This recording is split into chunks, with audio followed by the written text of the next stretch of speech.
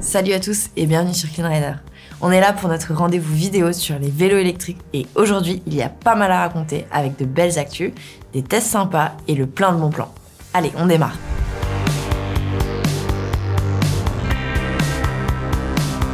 Bon, pour commencer, on va s'attaquer au fil rouge de ces dernières semaines avec Baboo, le fabricant néerlandais de cargo électriques. Vous avez déjà dû en voir dans la rue, ce sont ceux avec la caisse en bois à l'avant. Eh bien, si vous en avez un, il vaut peut-être mieux arrêter de l'utiliser. La quasi-totalité de la gamme est sujette à un problème de conception qui peut provoquer la casse du cadre. Rien que ça, ouais. Bref, on vous a expliqué ça dans plusieurs articles et Baboo a officiellement pris la parole pour indiquer la marche à suivre afin de procéder au retour des cargos. Au passage, l'entreprise en a profité pour expliquer qu'elle réfléchissait à une mise en place d'une procédure de dédommagement. Gros coup dur donc pour cette marque iconique du groupe Accel qui est quand même présente depuis 15 ans sur le secteur du vélo cargo.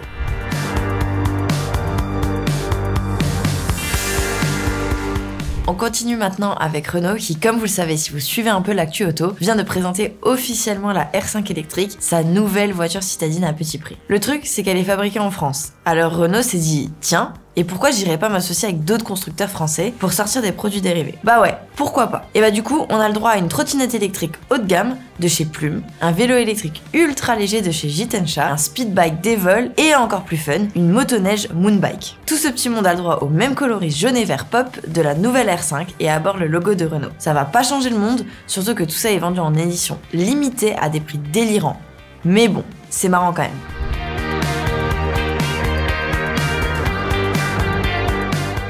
Et allez, on passe maintenant chez Tern avec l'Orox Adventure, un mélange de vélo cargo et de fat bike. Le concept est un peu fou pour ce nouveau modèle qui est prévu pour emporter de lourdes charges sur n'importe quel type de terrain, avec ses énormes roues et ses différents accessoires de transport. Parfait pour partir en famille et aller camper dans la pampa. Et le fabricant taïwanais n'y est pas allé à moitié sur la partie technique avec le moteur Bosch Performance Line CX et deux batteries de 800 Wh pour couvrir jusqu'à 300 km d'autonomie. Deux versions sont proposées, le S12 avec une transmission à chaîne Shimano Deore XT12 vitesses et le R14 avec une transmission à variation continue roll-off associée à une courroie Gates. Le freinage passe par des Magura 4 pistons sur des disques de 203 mm et l'ensemble est sécurisé par le système Bosch Connect Module. Le prix débute à 6 799 €, ce qui n'est pas si délirant compte tenu de ses caractéristiques.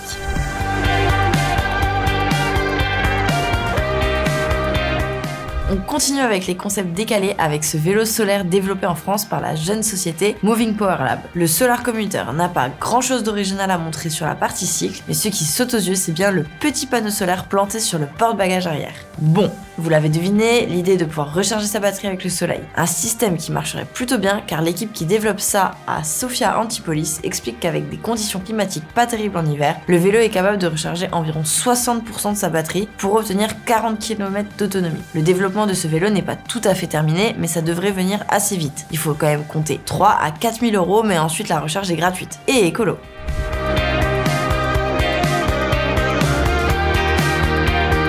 On part en Allemagne maintenant avec Riesenmüller qui vient de sortir un petit cargo biporteur compact assez ingénieux. Comme sur tous les biporteurs, on trouve une caisse avant qui pourra transporter aussi bien des courses que des marchandises ou des enfants dans la limite de 80 kg. Mais le truc en plus, c'est que cette caisse peut se replier. Plutôt pratique pour sécuriser ses affaires lors d'un arrêt minute. Enfin, si vous avez mis vos enfants dedans... Ce carry est aussi très compact car il ne mesure que 2,9 m de long, ce qui lui permet aussi de ne peser que 34 kg, ce qui est léger pour la catégorie. Le moteur pédalier est signé Bosch, avec un Performance Line de 75 Nm.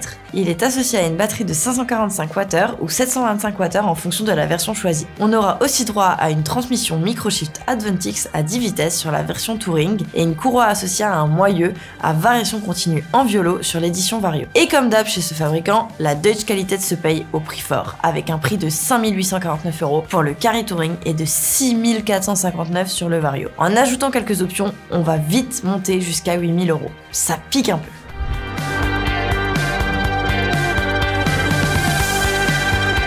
On a parlé de vélos assez chers, mais on en trouve aussi d'excellents rapports qualité-prix grâce aux promos. Alors ces 15 derniers jours, autant vous le dire, tout de suite, c'est chez Decathlon que ça se passe. L'enseigne a baissé le prix de pas mal de modèles avec par exemple le VTC Riverside 520e qui passe de 1400 à 1000 €. La version 540e est pour sa part en déstockage et passe de 2500 à 2000 €. Le vélo urbain ultra endurant Elop Speed 900e, lui, voit son prix réajusté de 1900 à 1500 €. Et Enfin, le VTT électrique tout suspendu Stylus e-Trail qui perd 300 € pour se montrer à 2700 €. Ah, et on avait presque oublié le Rock Rider e-Explorer 700 avec une sublime teinte violette irisée qui passe de 2500 à 2200 €. Bon, on a aussi dégoté un vélo de ville très léger en promo chez Alltricks, le Trek FX2 Plus qui a 2000 € au lieu de 2500. Et pour finir, si vous avez envie de fouiller un peu, il y a Moustache qui propose encore ses promos d'hiver avec jusqu'à 1200 € de remise sur certains vélos électriques.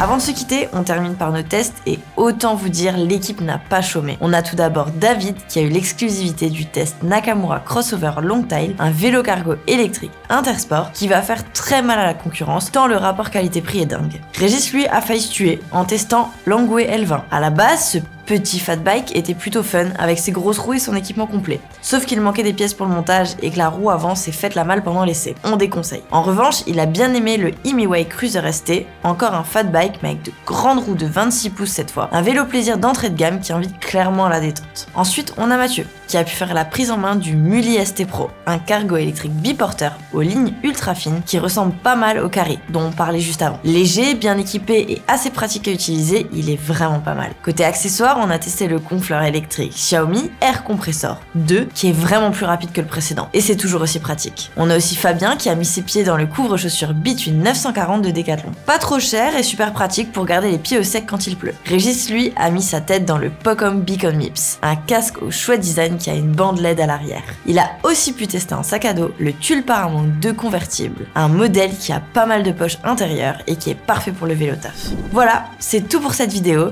Si ça vous a plu, n'oubliez pas de vous abonner à la chaîne, de mettre un pouce bleu et si vous avez des questions, n'hésitez pas à les mettre en commentaire, on tâchera d'y répondre. À très vite sur Kunrider.